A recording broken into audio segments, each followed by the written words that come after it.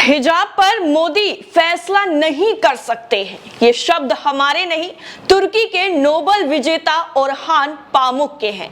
एक तरफ हमारे देश में हिजाब को लेकर जिस तरह की बहस चल रही है, चाहे वो सुप्रीम कोर्ट से लेकर के आम जनता तक की बात हो, हर जगह पर हिजाब मामला चर्चाओं में है।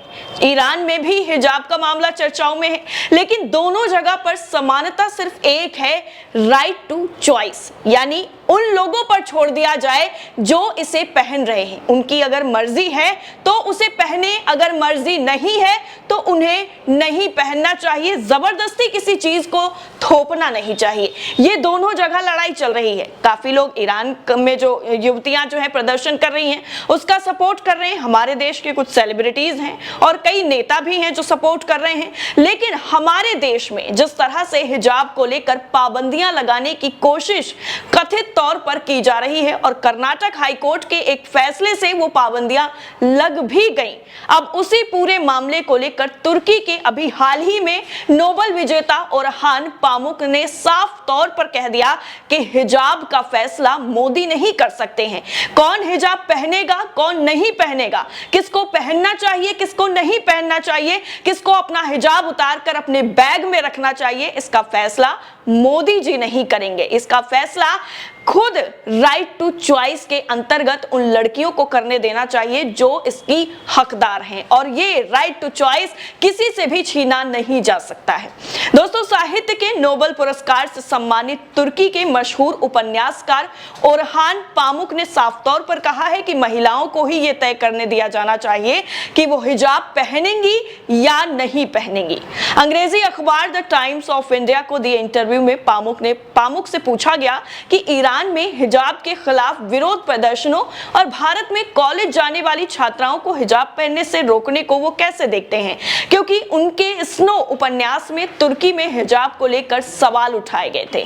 इस पर पामुक ने विस्तार से जवाब दिया। उन्होंने कहा कि फ्रांस में हाई स्कूल की लड़कियों के लिए हिजाब पर बैन लगा दिया गया, जो ठीक है, लेकिन अगर आप विश्वविद्यालय जाने वाली युवतियों पर यह लगाते हैं तो ये मानवीय गरिमा के खिलाफ है। मेरा उपन्यास स्नो इसी को लेकर था। तुर्की में एक अल्पसंख्यक ये तय कर रहा था क्योंकि हिजाब पर प्रतिबंध धर्मनिरपेक्ष राष्ट्रवादियों ने लगाया था, लेकिन 65% से अधिक तुर्की की महिलाएं रीति और परंपरा के तहत हिजाब पहनती थी, ना कि राजनीतिक इस्लाम की अभिव्यक्ति के तौर पर। उन्होंने कहा कि उन लोगों की खुद की मर्जी थी कि वो हिजाब पहनना चाहती थी, इसलिए वो पहनती थी। 10वीं तक की कक्षाओं में हिजाब पहनने पर प्रतिबंध लगा दिया गया, जो बिल्कुल ठीक था। लेकिन अगर ये कहा जाए कि कॉलेज जाने वाली युवतियों पर प्रतिबंध लगाया जाएगा हिजाब पहनने को लेकर, तो ये सरासर गलत है और उनके राइट टू चॉइस, जो उनका अधिकार है, उसका साफ तौर पर उल्लंघन है। और अभिव्यक्ति के तौर पर इसे देखा जाए तो ये उसका भी उल्लंघन करता है। दरअसल एर्दोआन इन महिलाओं के साथ दुर्व्यवहार और जबरन हिजाब उतरवाने के खिलाफ सत्ता में आए थे, और आप देखेंगे कि देश के 70 से 75% लोग इससे खफा हुए थे। स्नो में एक थिएटर का सीन है जहां पर एक महिला जबरन हिजाब उतार रही है और उसे जला रही है। ईरानी महिलाएं उसी तरीके से आज कर रही हैं। उनका अपना राइट टू चॉइस का हक है और भारत में अपना युवतियों का, बच्चियों का, छात्राओं का राइट टू चॉइस का हक है। मैं इन ईरानी महिलाओं की प्रशंसा करता हूं और मेरी इनके साथ सहानुभूति भी है। स्नो में मैंने हिजाब का बचाव नहीं किया है, मैं महिलाओं के अधिकार का बचाव करता हूं कि वो तय करें कि उन्हें क्या पहनना है, हिजाब पहनना है या नहीं पहनना है, इसका डिसीजन वो खुद लें, कोई और नहीं। बिल्कुल उसी तरह जैसे वो तय करें कि वो गर्भपात चाहती हैं या नहीं चाहती हैं। ये साफ तौर पर नोबेल विजेता ने कहा। उन्होंने कहा कि जिस तरह से एक अधिकार मिला हुआ है कि युवती अपना जो है बच्चा रखना चाहती है कि नहीं रखना चाहती है, उसका अबॉर्शन कराना चाहती है कि नहीं कराना चाहती है, वो खुद का उसका डिसीजन होना चाहिए। इसी तरह से पहनने की भी आजादी के लिए उसका खुद का डिसीजन होना चाहिए कि वो क्या पहनना चाहती है, वो हिजाब पहनना चाहती है या नहीं, या फिर उसे जबरदस्ती पहनाया जा रहा है, उसके खिलाफ वो खड़ी होती है या नहीं खड़ी होती है, ये उसके ऊपर डिपेंड करता है।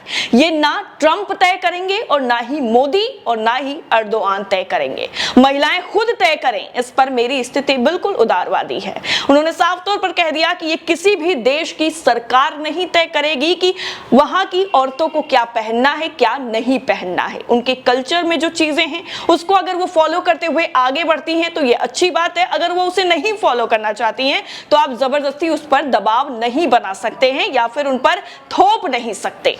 आपको बता दें, नोबेल विजेता ओरहान पामुक की हाल ही में एक नई किताब आई है जिसका नाम नाइट्स ऑफ प्लेग है। ये उपन्यास महामारी की पृष्ठभूमि पर आधारित है और नए उपन्यास पर पामुक ने कहा है कि वो हमेशा से प्लेग पर आधारित एक बड़ा नाटकीय उपन्यास लिखना चाहते थे और इसके बारे में बीते 40 सालों से वो सोच रहे थे और आखिरकार उनकी सोच ने साकार का जो रूप है वो ले लिया है, यानी हकीकत का रूप ले लिया। इस उपन्यास के प्रकाशित होने के बाद पामुक पर तुर्की के राष्ट्रपिता कहे जाने वाले मुस्तफा कमाल अतातुर्क और तुर्की के झंडे का अपमान करने के आरोप लग रहे हैं। इस सवाल पर पामुक ने कहा कि मैं जानता था कि धर्मनिरपेक्ष राष्ट्रवादी मुझ पर हमला करेंगे क्योंकि वो हमेशा एक कारण खोजते हैं। मुझे हैरत तब हुई जब इस्लामवादी अर्दोआन के समय पर एक सरकारी वकील ने इसे गंभीरता से लिया और मुझे पूछताछ के लिए बुलाया था।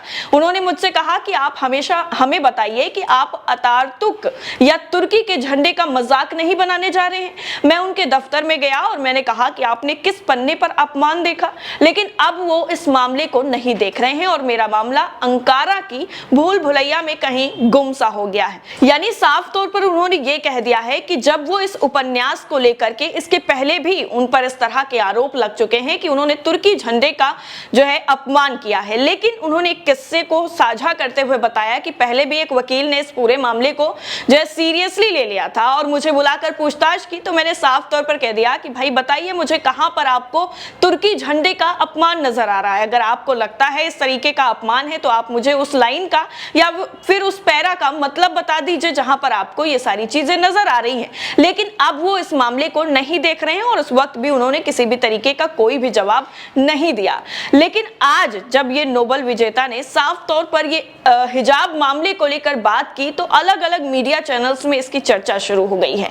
ये बताया जा रहा है कि देखिए नोबेल विजेता जो हैं वो किस तरीके से एक देश में जो हिजाब मामला चल रहा है उसको लेकर के इस तरह से सरकार को घेरने का काम कर रहे हैं, सरकार से सवाल कर रहे हैं और कह रहे हैं कि ये किसी भी देश की सरकार तय नहीं करेगी कि वहां की महिलाओं को आखिर क्या वियर करना चाहिए, यानी क्या पहनना चाहिए। ये राइट टू चॉइस का हक है और हर कोई अपने आप में स्वतंत्र है, अपने आप में बिल्कुल आजाद है कुछ भी पहनने के लिए, कुछ भी खाने पीने के लिए, कहीं पर भी रहने के लिए।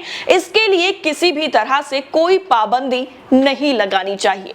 इस तरह से तुर्की के नोबेल विजेता ओरहान पामुक के हिजाब मामले को लेकर मोदी सरकार और बाकी देश की सरकारों पर बोलने पर आपकी राय क्या है, आप क्या सोचते हैं और आप इस पूरे मामले में यानी हिजाब मामले में आपको क्या लगता है कि राइट टू चॉइस का जो मैटर है वो कितना ज्यादा तक अभी आगे जाने वाला है?